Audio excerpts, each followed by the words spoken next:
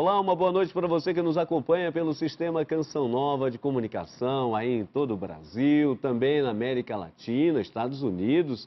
E a você, claro, a partir de Portugal, nosso abraço, aquele alô todo especial aos portugueses que nos acompanham. O programa Em Pauta que é exibido às quintas-feiras pela manhã. Então, se é boa noite aqui no Brasil e em alguns outros países, aí em Portugal, é bom dia. Que Deus os abençoe. Estamos juntos num novo programa, num novo tema. E, como promessa é dívida, nós vamos retomar aqui com a presença do professor Evaristo Eduardo de Miranda. Ele que esteve conosco conversando sobre a Bíblia, a Sagrada Escritura, e volta agora ao nosso programa para continuarmos a reflexão num outro tema. O universo das ciências e o cosmos das religiões. Duas leituras de uma só realidade. Vamos acompanhar a nossa matéria inicial. Desde a antiguidade, os seres humanos ficavam embevecidos diante de um sol brilhante ou de um firmamento iluminado pela luz e pontilhado de incontáveis estrelas. Esses primeiros olhares já eram suficientes para os seres humanos se deixarem tocar por um duplo sentimento: o da grandiosidade do universo e o da pequenez humana. Telescópios e astronaves, cada dia mais sofisticados, cada dia mais vão nos dando a sensação de que o importante é o invisível. Diante deste universo cada vez mais grandioso, se colocam ao menos duas tentativas de interpretação: a científica e a religiosa. O universo das ciências e o cosmos das religiões. Duas leituras de uma só realidade no Em Pauta desta noite. Ok, tá aí para você dar uma sintonizada na temática da noite. Estamos falando diretamente aqui dos nossos estúdios em Belo Horizonte. Estamos aqui na Avenida Isabel Bueno, número 400, no bairro Jaraguá. E aqui conosco, nosso querido Frei Antônio Moser. Boa noite, Frei Moser. Muito boa noite. É um prazer estarmos aqui novamente, há 6 anos, não é? Pois que é. a gente vai seguindo, só que nós nunca mergulhamos tão profundamente no abismo do universo quanto essa noite. Tá certo, Frei Moser. E quem vai nos ajudar a fazer esse mergulho é aquele que já esteve conosco na semana passada e que eu já mencionei, o professor Evaristo Eduardo de Miranda, né? Tem mestrado e doutorado em Ecologia pela Universidade Montpellier, na França. Além disso, é pesquisador atualmente na Embrapa, é autor de vários livros, como este que é o tema do programa da nossa noite. Olha aí, ó, o programa da noite.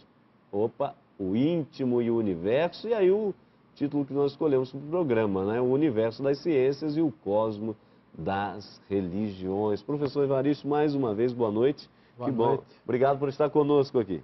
Boa noite, espectadores. Boa noite, Frei Moser, Padre Hamilton. É um prazer. Professor, a pergunta inicial só pode ser essa, não pode ser outra. Ou seja, como é que surgiu a ideia aí de escrever esse novo livro, articulando tão bem, não é, a ciência, mas aí também com uma profunda dimensão religiosa, espiritual, mística? Esse livro ele tem mesmo duas partes e o leitor pode até parar na primeira ou só ler a segunda, tem uma certa independência. Eu, como pesquisador, como cientista, sempre me interessei muito, né, pela temática da origem do universo, do cosmos, de onde nós vivemos, da vida. E acontece que nos últimos 10 anos, nos últimos 15 anos, nós aprendemos mais em ciência sobre a origem da Terra, do nosso sistema solar, das galáxias, do que em toda a história da humanidade. Quer dizer, o acúmulo de conhecimento que nós estamos vivendo nesse momento é gigantesco. Uhum. Um exemplo, até 1999 nós não conhecíamos nenhum planeta fora do sistema solar. Exato. Bom, de lá para cá nós já descobrimos mais de 600 planetas. Nós estamos descobrindo uma média de 1 a 2 planetas por semana. E agora já vários planetas com água. Ou seja, nós estamos agora pensando que a regra das estrelas é ter sistemas planetários, e não a exceção, né? Então, há muita novidade, e isso se deve a um desenvolvimento tecnológico. Então, eu busquei nesse livro resumir, assim, para um leitor que não é especialista na área de cosmogênese, de astrofísica, esses conhecimentos atuais. E a maneira que eu pensei de resumi-los é, bom, esse universo tem sentido? Ele está estruturado? Ele tem uma história? Como é que ele... E imediatamente isso me levou também para a temática religiosa, porque essas mesmas perguntas que os cientistas fazem, os religiosos também fazem, as religiões fazem há muito tempo, né? E durante muito tempo o cientista era também teólogo, né?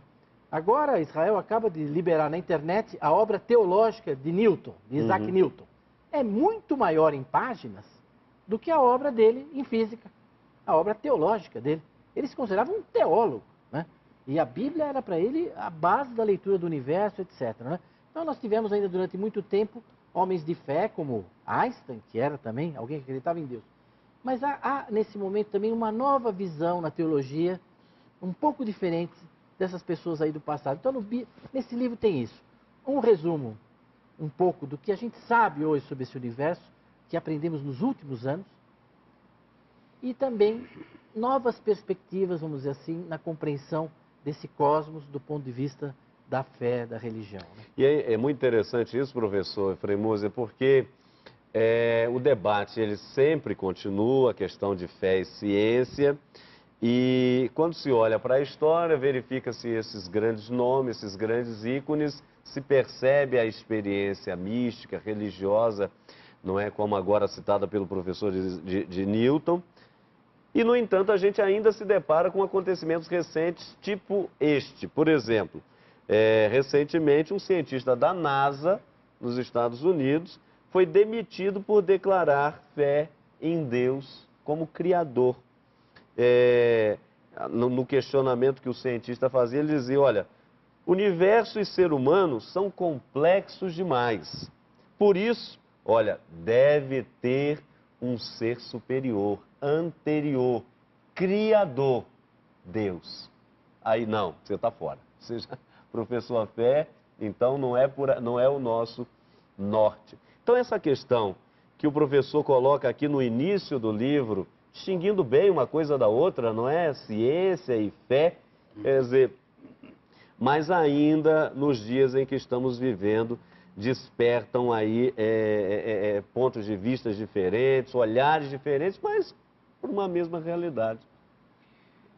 Se nós tivermos aqui diante de nós uma espécie assim de esfera, né? Agora a Copa já está próxima, então uma esfera. Depende, se você olhar sem os óculos, com binóculo ou com um binóculo super sofisticado, você vai ter uma imagem diferente. Se você olhar de um lado, você tem uma certa compreensão da mesma esfera. E assim eu diria a ciência e a fé. São olhares diferentes. Agora, sempre na busca da verdade. Só que aí está. A ciência, ela não crê na verdade. Ela crê naquilo que ela conseguiu detectar, colocar a mão. Enquanto que a fé, ela vai para além daquilo que você consegue tocar com a sua mão, né? A fé, ela se projeta num universo não tangível, ou seja, não de todo tangível. Alguma coisa você percebe, você toca. É interessante, por exemplo, sobre o Cristo ressuscitado, né? Toque aqui nas minhas mãos. Eu gostaria de ter tocado, né, na mão dele, no Cristo ressuscitado. Mas é só para dizer, a fé ultrapassa o tangível e o compreensível racionalmente. Não significa que se contrapõe, não significa que negue. Pelo contrário, quanto mais avança as ciências, mais o nosso horizonte vai se alargando. É interessante isso, e não resta dúvida que o avanço da ciência se deu, sobretudo, nos últimos anos, de uma forma extraordinária, não é isso, professor? Verdade. Mas, por outro lado, ainda fica uma questão que o senhor explora bem aqui no livro, que é, para além da ciência, a questão do sentido, porque é preciso buscar um sentido para as coisas. Mas que sentido é esse que o senhor está falando no livro?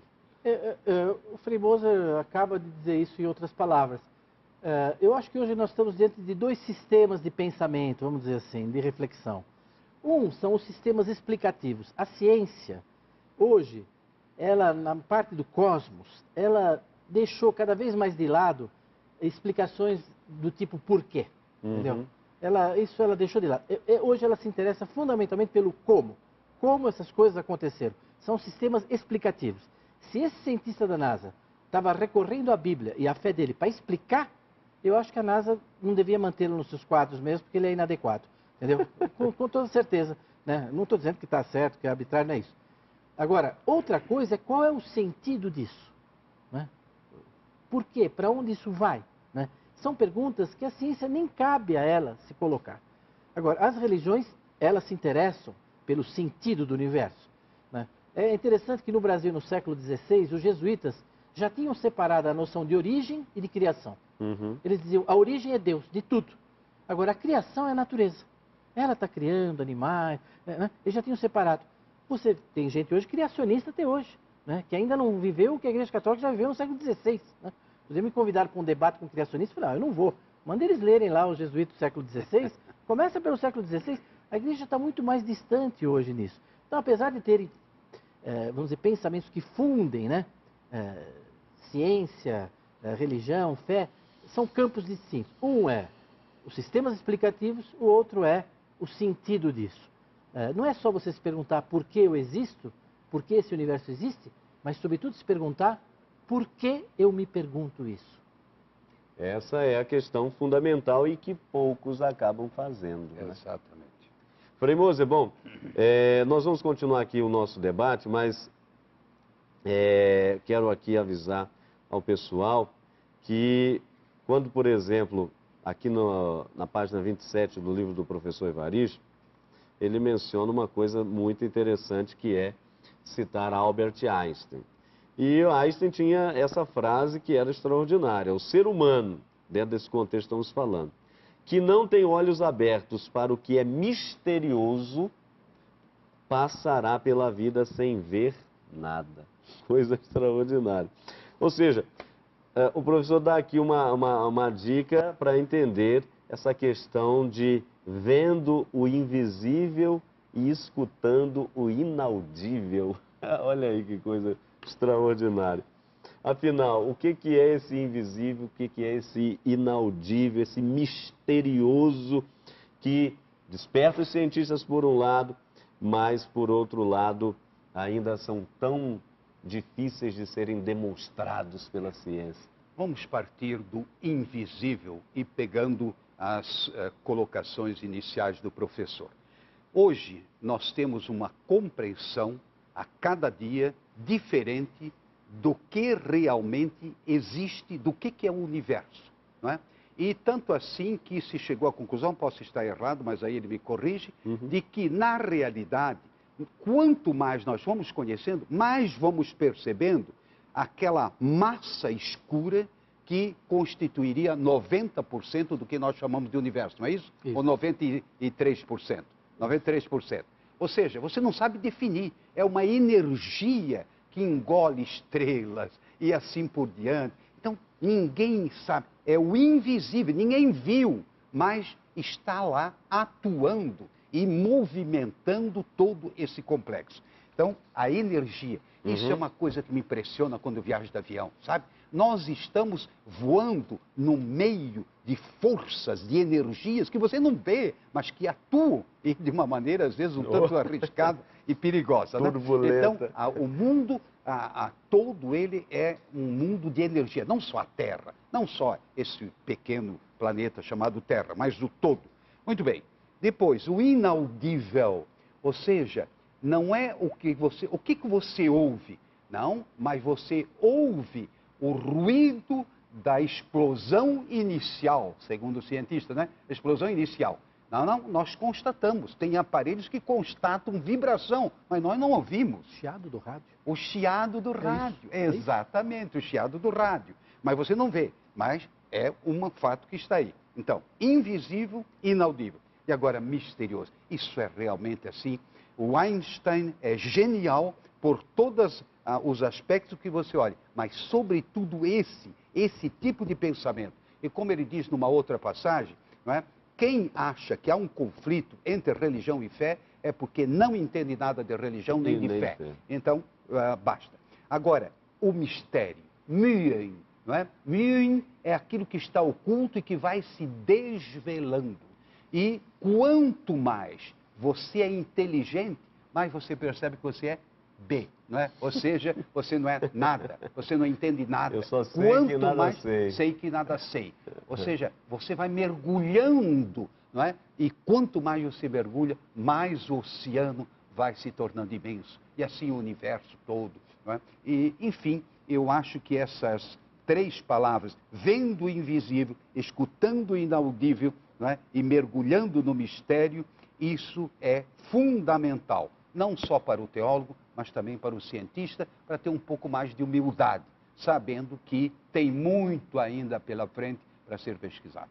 Tá certo. Olha, nós vamos para o nosso primeiro intervalo, você não saia daí não, porque ainda tem muita coisa para a gente conversar, inclusive sobre aquilo que tem passado aí pelo dia a dia das pessoas ultimamente, que é essa questão, o professor vai poder esclarecer isso para a gente aqui do ponto de vista da ciência, questão do fim do mundo, né, 2012, tempestades solares, enfim, tem aí bastante coisa para a gente conversar ainda após o nosso intervalo. Saia daí não, um minuto só e já estaremos de volta.